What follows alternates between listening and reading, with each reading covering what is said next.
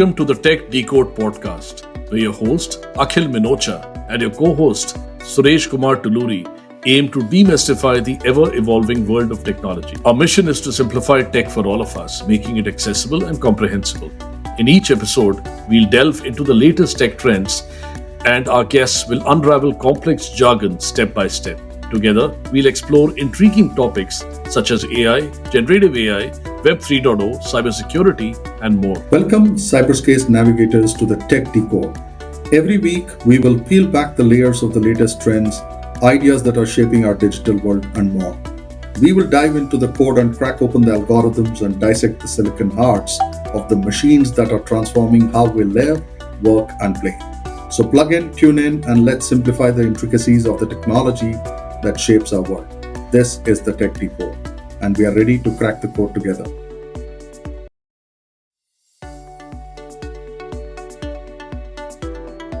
Welcome to the Tech Decode, your go-to podcast for unraveling the complexities of technology. I'm your host, Akhil Minocha, and today we have a special guest, the co-host himself, Suresh Kumar Tulluri. Welcome, Suresh. Let me introduce Suresh to our audience. With over 23 years of navigating the dynamic landscape of technology, Suresh T. Kumar, or STK as he's known in the industry, sets his sights on an ambitious journey, leading the semiconductor partnerships for HCL Tech and shaping the future for tech collaboration.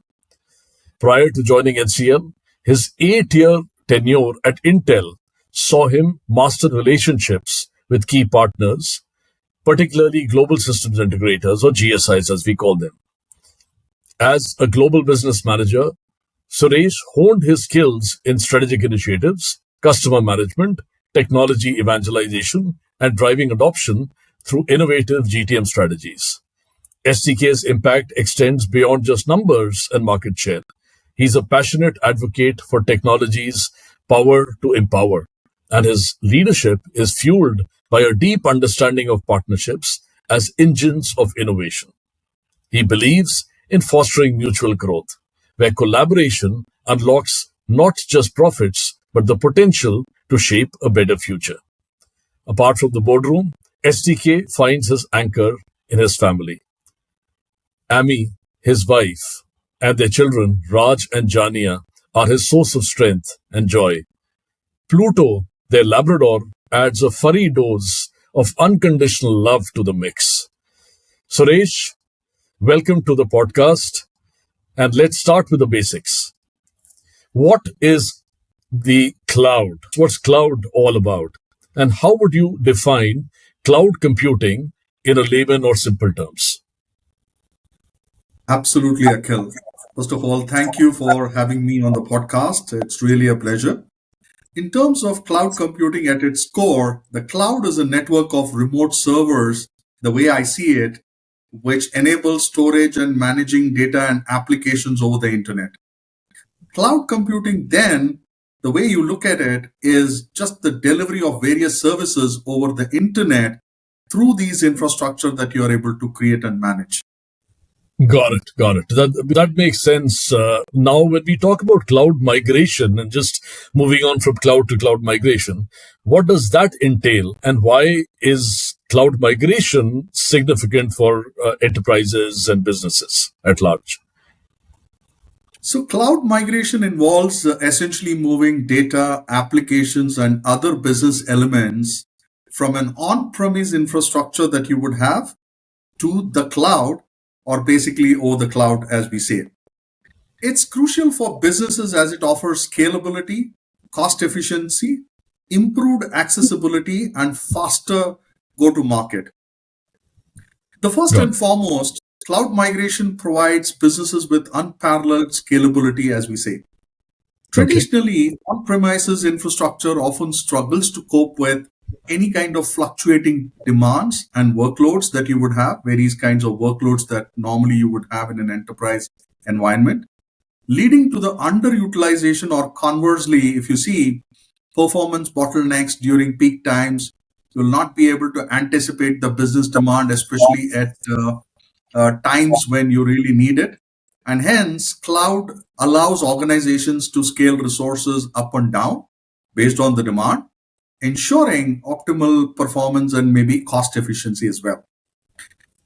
In essence, I would say that cloud migration is not just a technology shift, but a strategic move that enterprises will need to look at that aligns businesses with the dynamic demands of the digital era, right? The way I see it, it also empowers them to adapt to the market changes swiftly, innovate, and stay ahead of the competition. It's about future proofing your businesses and positioning it for sustained growth in a changing landscape, I would say. Excellent. Excellent. It's good to see that you've really put in your concepts of Intel and what you've been practicing at HCL Tech into play, and the inputs which you just gave are invaluable. So let's move on. Can you elaborate on the key benefits of cloud migration for our business for businesses? Absolutely. Again, from a cloud migration perspective, if you see the keywords that you would really want to associate with cloud migration are enhanced flexibility, anything to related to data security, disaster recovery, scalability, cost efficiency, productivity, and I guess better collaboration and be able to manage the dynamic changes of the enterprise environment itself. So these are the Got it. keywords that I would really associate cloud migration from a benefit standpoint. So, for someone new to the concept, what are the primary deployment models of cloud computing? Yeah. If you look at cloud per se, the moment you talk about per se cloud, the term cloud, there are three deployment models the way we see it. One is pure pay public cloud. The second would be private cloud, quote unquote, the on-premise environment. And there could be hybrid cloud. And off late, there is a new term called as multi-cloud. But each of it has its own advantages and use cases depending on the business needs, the security and compliance required for each industry or a vertical. Think of it for a finance, it might be a different requirement on how the data needs to be protected in a particular country or a geo. And similarly, there might be other elements as well. And hence, you look at either of these three models or maybe a multi-cloud, as I was just articulating. Excellent. Let's now deep dive into each one of these: private cloud, public cloud, and hybrid cloud. So let's break down each of these, and can you explain each of these three in very simple terms? Sure. When you say public cloud, it's like a shared space, right? Basically, the hyperscaler would provide a vast pool of computing resources, whether it is server, storage, or any associated infrastructure related to networks, by a hyperscaler or a third-party service provider. And multiple enterprises slash businesses would share these resources, right?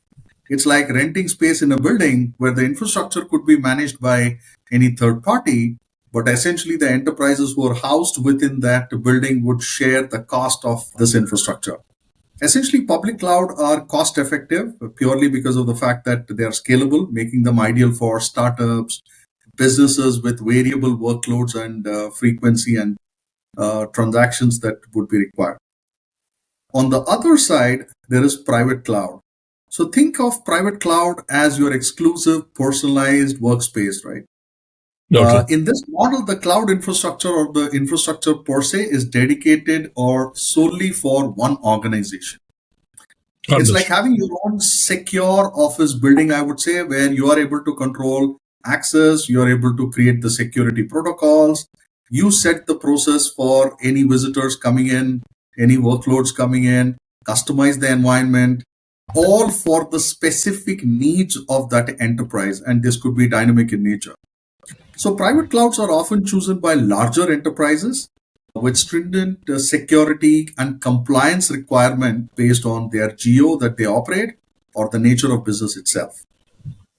The third element which we spoke, which is hybrid cloud, is nothing but having the best of both the worlds that we just spoke about, which is public as well as private, right? So a hybrid cloud is a combination of both public and private, and the data and applications would need to be shared between them. So it's just like having a private office for sensitive tasks and a shared space for collaborative projects. And this kind of a model essentially provides flexibility letting businesses take advantage of the scalability of what a public cloud offers while having to keep the sensitive data in a more controlled environment or depending on the needs that the enterprise will have, and having a dynamic and customizable workspace that adapts to different needs at different point of time. So in a sense, choosing between these models depends on factors like the level of control you need, the business environment that you're operating, the data sensitivity that is associated with the business that an enterprise is, and all kinds of scalability requirements that would be associated with that business enterprise itself. It's about finding the right balance, I would say, that aligns with business goals and associated IT infrastructure that is required to support operations seamlessly. Got it. So, security today, Suresh, for enterprises is often a paramount concern. How does cloud migration impact data security, and what proactive measures can businesses take during this transition from on premise to the cloud? Sure. I guess security is no doubt a very important and maybe a topmost priority, right? Because you're talking about dealing with sensitive data in most situations. The cloud providers implement robust security measures, and businesses should also be focusing on encrypting these sensitive data, conducting their own regular audits, and enforcing strict access control measures through the migration process itself. Essentially, it is to ensure that what kind of data you will be able to host it on the public cloud versus what kind of data should be residing on premise, and the seamless interoperability that is required in whichever modern fashion that you would need that data to be accessed. Got it. Very valuable insights. Now, let's explore the practical side. Could you guide us through the basic steps which are involved in our typical cloud migration process, stage by stage? Absolutely. So, cloud migration typically encompasses assessment. It starts with assessment, I would say, then with planning. And the planning stage would entail what workloads really can be moved, whether the environment is ready, and if the environment is ready, how would you make the migration seamless? And per se, the migration activity itself, and further optimization in order to really toggle between the cost parameters, the kind of infrastructure that you are using, and ensuring those outcomes are aligned with the business objectives which have been set at the start of the cloud migration activity itself. So each of these steps, I would say, is crucial to ensuring a seamless transition without disruptions, but also keeps in mind the organizational objectives for which you have embarked on such kind of a journey. Got it. Got it. So let's go back to the basics now. Suresh, what are the different types of cloud migration and how do they differ? Sure.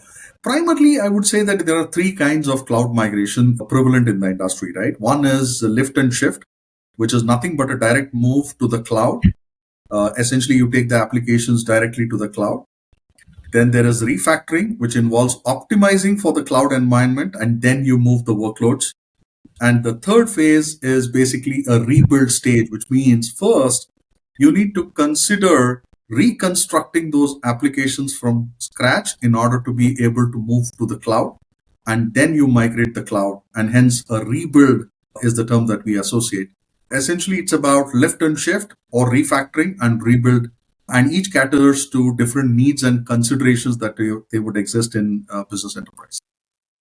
Got it. And this refactor, rebuild is being extended when you talk about the 5 hours of Gartner, which are now gone into the 7 hours, right? But the entire cycle is, of course, still the same where you're moving in from a pure play on premise to really understanding what to do with these applications and and how to modernize these applications and make them cloud ready. That's right. Yeah. So perfect. So excellent breakdown. Now, could you elaborate on the lift and shift approach, and when should businesses adopt for just a lift and shift, and when they should look at a good phased migration? Yeah, so lift and shift essentially is a straightforward migration of applications without significant changes that are required in the environment. So I would say that it is a quick and cost-effective mechanism suitable for businesses looking for a rapid move to the cloud without having to redesign their applications. most of the new startups or enterprises that you would say have been adopting cloud native theories and practicality, right? Which essentially means that at the time when the concept is designed itself, they have been able to take into consideration that the workloads will reside on the public cloud. And hence, cloud native slash lift and shift is pretty much prevalent in the first approach. Correct. Born in the cloud, as they say. The companies which have been born in the cloud and they already plan the entire cloud journey and the cloud readiness rather than going through the entire process of ensuring that they're cloud ready. Correct. True. Absolutely. Now let's move on to refactor. So what does this approach entail and what benefits does refactor offer? Yeah. So refactoring situation comes in enterprises which have been in the business for quite some time, as you rightly mentioned some time back. There are newer startups which have been born in the cloud, and hence they have been able to factor in the latest environment. But refactoring could be applicable for certain business enterprises which have been in the environment for some time. And it involves basically optimizing applications for the cloud environment, which means enhancing the performance, taking full advantage of the cloud features that might be available. And each cloud service provider might have a certain feature set that they are able to offer. And accordingly, these businesses are able to opt for the right features when seeking either scalability or efficiency metrics for the KPIs that they have actually been taking up. Got it. Got it. So now let's approach and explore rebuild. When is this approach the most suitable and what are its advantages? So I would say that to rebuild essentially is all about trying to rebuilding these applications from scratch using cloud native features, right? It essentially means almost a complete overhaul, and that would lead to maximizing the cloud benefits such as again scalability, resilience, and innovation. So in short, you look at the basic application and you have to reconstruct the whole perimeter in order to be able to host on the cloud, for which the advantages we have already listed in some of the earlier discussion points, but you're trying to rebuild it from scratch while keeping the core. Got it. Fellow listeners and fellow viewers, let's shift gears slightly. So, Suresh, let's now talk about cloud service providers, CSPs, or as we call them in the tech industry, the hyperscalers. Could you briefly highlight the role of AWS, Azure, and GCP, also known as Google Cloud Platform in the cloud space? So I guess each of the cloud service providers or hyperscalers, as they say, plays a crucial role, and they have been in the business trying to look at their own roadmap. So AWS is recognized for its extensive services and global reach, and it has been one of the most advanced or promising hyperscaler, I would say. Azure has been quite popular when you look at their ability to integrate with the various Microsoft products which an enterprise might be already using. And especially the way I see is GCP excels in any kind of data analytics and machine learning capabilities for various reasons. But I see the capabilities of AWS, Azure, GCP slightly differentiating, but each one of them have the basic construct of how they would want to operate and provide services to an enterprise pretty much the same. That's a brilliant GSI answer, if I may say. Cloud or vendor, I would say vendor, I would say cloud hyperscaler agnostic, which is what you really need to be. So, and you very rightly articulated the strengths of each of the three different hyperscalers because everyone carries out the same task, but each one of them have their own merits. So, delving into AWS, what is its role and for which types of businesses does it excel? AWS Akhil, I think, excels in providing a broad array of cloud services, right? It's been in the industry for quite some time, and it is able to offer extensive infrastructure to be able to really factor in the scalability part of what we discussed in the past few minutes, right? It's been a versatile choice for businesses of almost all sizes, ranging from start to even mid-tier companies who have been toggling between hybrid and public cloud environments, and also for large enterprises, some of them who've been really able to pack their entire infrastructure and move entirely to the cloud. So it's been able to cater to almost all kinds of business sizes, I would say, and it has been versatile in nature. Azure is widely used. What distinguishes its role and how does it cater to businesses' diverse needs? I guess Azure has done a phenomenal job in ensuring it is able to integrate seamlessly with various Microsoft tools and services, right? Making it a perfect choice or maybe a preferred choice for businesses with the within the Microsoft ecosystem, I would say. Think of Microsoft 365 that we are all aware of today. It's pretty much offering all of those services on the cloud, and hence it offers a comprehensive suite of cloud solutions by also being able to factor in your existing business needs, which are common for your own consumption, irrespective whether it is for enterprises or its employees. So I guess its key differentiation lies in the fact that they have been able to leverage their existing strengths. Got it. And now, lastly, moving on to GCP, what makes its role stand out and which areas does it shine?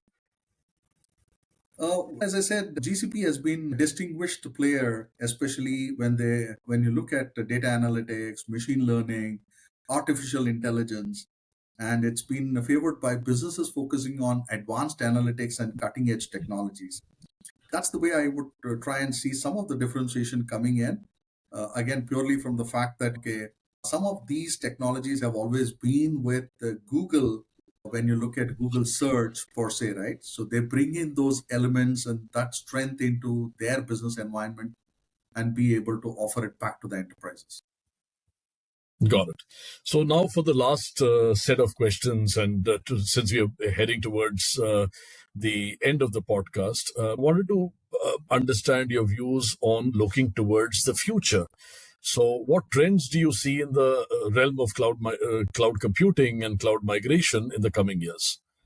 I would associate the trends that is really coming up with the hyperscalers to be around artificial intelligence, as we pretty much know. It is going to almost impact every industry. When I say impact, it is in a positive term. The rise of the edge computing, as you would see, which is the second trend, and the growing prominence that exists with serverless architectures, right? All of these three will really mean that it is the future of not just hyperscalers, but also the technology paradigm in which we operate. And last but not the least, if I had to put a horizontal to all of these trends, security will remain a focal point, especially when you're trying to battle with the kind of data that you will be capturing, considering edge computing on one end versus artificial intelligence, wherein multiple data sources could be there to be able to come out with business sense.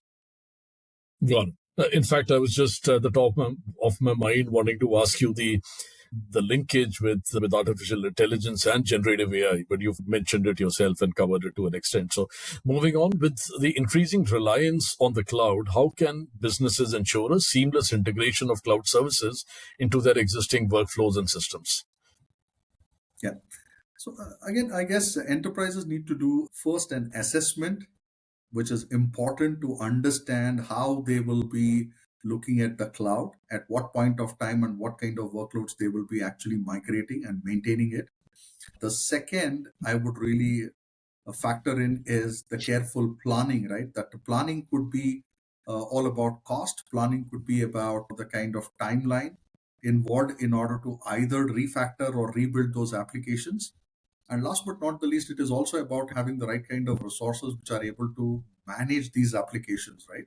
And hence, comprehensive training for be it employees or be it the IT service provider or for that matter, your own IT resources is important. And with that comes seamless interoperability testing that would need to be done by this range of resources for any kind of potential compatibility issues, right? So I would say that right from assessment to planning, testing, and eventually go live is important. Let's move on to a slightly different but related concept on cloud orchestration. So, what's the simple essence of cloud orchestration and how does that benefit businesses and dynamic industries? So I guess simply from a definition standpoint, cloud orchestration is nothing but the automation of various cloud tasks. It is ensuring seamless performance eventually. And its benefit will range from either giving you the efficiency metrics or scalability, or for that matter, reliability as well. Particularly valuable in case of dynamic industries like e-commerce or finance, where you are able to see some peak transactions at any given point of time. It could be owing to the business nature that it exists itself.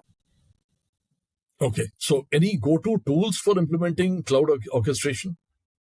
Yes, of course. Some of the popular tools that we have seen in the market include Kubernetes, Docker Swarm, Terraform, and Ansible.